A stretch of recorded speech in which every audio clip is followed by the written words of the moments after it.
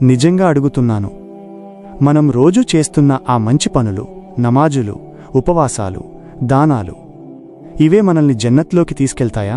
లేక ఇంకేదైనా ఉందా? మనం మాట్లాడుకునే ఒక సత్యం. చాలామందికి ఈ ప్రశ్న అసౌకర్యంగా ఉంటుంది. ఎందుకంటే మనం నమ్మిన ఆలోచనల్ని ఇది కుదిపేస్తుంది. కానీ ఈరోజు మాట్లాడబోయేది దీని గురించే. నిన్ను భయపెట్టడానికి కాదు, నిన్ను నిజానికి దగ్గర చేయడానికి. మన చుట్టూ చూస్తే ఒక విచిత్రమైన ఆలోచన కనిపిస్తుంది. ఎవరైనా ఎక్కువ ఇబాదత్ చేస్తే అతడు ఖచ్చితంగా జన్నత్వాసి అన్న భావన. ఎవరైనా తప్పులు చేస్తే ఇతడిక అయిపోయాడు అన్న తీర్పు. మనం కూడా ఇలానే ఆలోచిస్తున్నామా? నీ మనసులో ఎప్పుడైనా ఇలా అనిపించిందా? నేను ఇంత చేస్తూ కూడా అల్లాహ్ నన్ను క్షమిస్తాడా అని? లేదా నేను చిన్న తప్పు చేశాను, ఇక నా కథ ముగిసింది అని? ఈ ప్రశ్నల మధ్యలోనే ఒక హదీస్ ఉంది.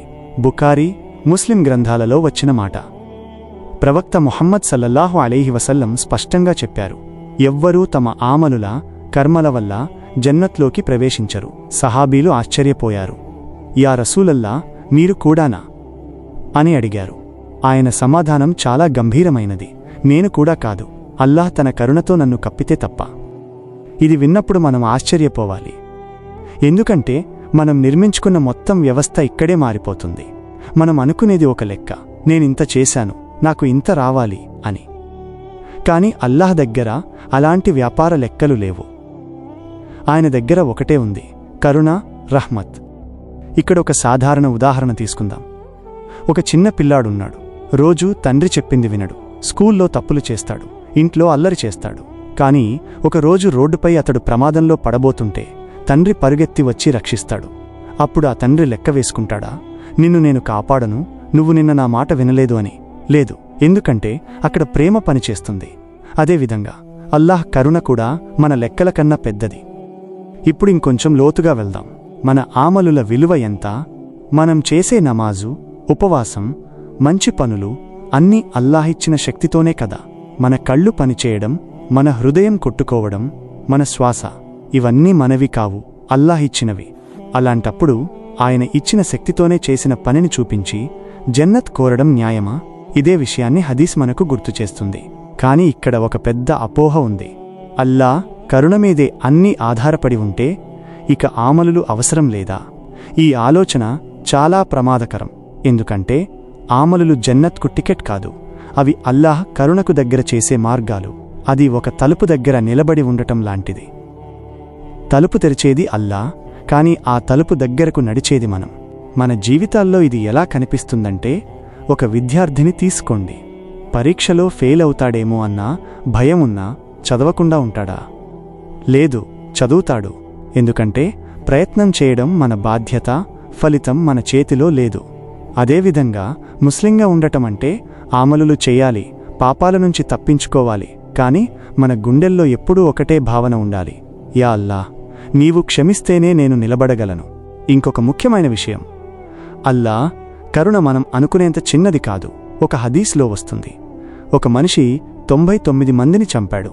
అయినా అతడు తౌబా, పశ్చాత్తాపం కోరినప్పుడు అల్లా అతడిని క్షమించాడు.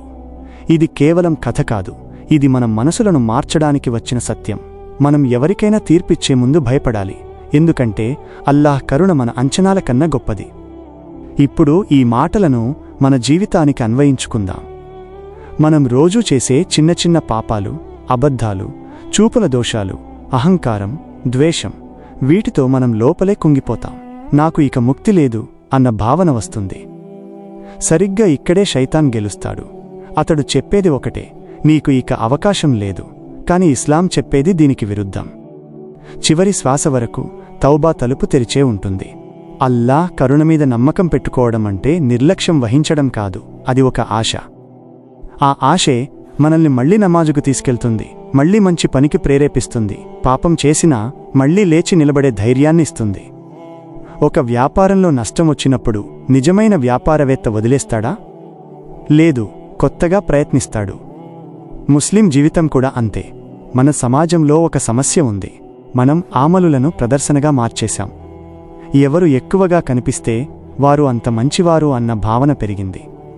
కాని అల్లా చూసేది మన హృదయాన్ని, మన వినయాన్ని, మన లోపలి భయాన్ని. ఒక పెద్ద దానంలో కూడా అహంకారం ఉంటే అది నిష్ప్రయోజనం అవుతుంది. ఒక చిన్న కన్నీటి చుక్కతో చేసే తౌబా ఆకాశాలను కదిలిస్తుంది. ఇప్పుడు ఒక ప్రశ్న నీ మనసులో వేసుకో.